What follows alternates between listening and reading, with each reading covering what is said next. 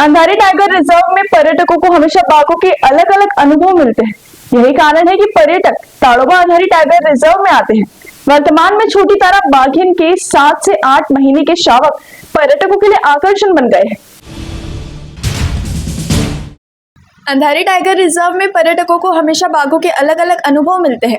यही कारण है कि पर्यटक ताड़ोबा अंधारी टाइगर रिजर्व में आते हैं। वर्तमान में छोटी तारा बाघिन के 7 से 8 महीने के शावक पर्यटकों के लिए आकर्षण बन गए हैं, क्योंकि छोटी तारा बाघिन को अपने शावकों के साथ सड़क पर अटखेलियां करते हुए देखा जा सकता है। ताड़ोबा अंधारी टाइगर रिजर्व की छोटी तारा बाघिन को इस जंगल का सितारा माना जाता है। उसके शावक बिल्कुल उसके जैसे ही हैं। शावक कभी माँ के पास तो कभी आसपास में मस्ती करते हुए दिखाई देते हैं।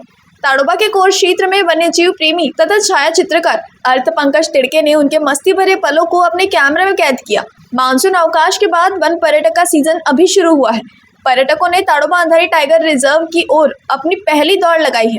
चाहे बफर जोन हो या कोर जोन, इन जंगलों में बाघ पर्यटकों को कभी निराश नहीं करते।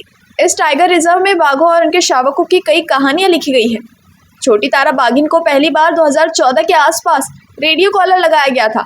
इस कॉलर को बाद में 2020 में हटा दिया गया। इसका मूल निवास स्थान ताड़ोबा में मोहरली का वन क्षेत्र है। दरअसल अब उसकी उम्र बढ़ रही है, बावजूद उसका जज्बा आज भी वैसा ही है। यही गुण उसके शावकों में भी दिखाई दे रहा है। छोटी तारा हो या फिर उसके शावक सहजता से पर्यटकों के सामने जाते हैं, जिससे वे प्रसिद्ध है। छोटी तारा ने अब तक 16 बार शावकों को जन्म दिया, लेकिन अब उसके साथ दिखाई देने वाले शावक बड़े मस्ती भरे दिखाई दिए। पर्यटकों के वाहन के सामने छोटी तारा अपने शावकों के साथ आ जाती है।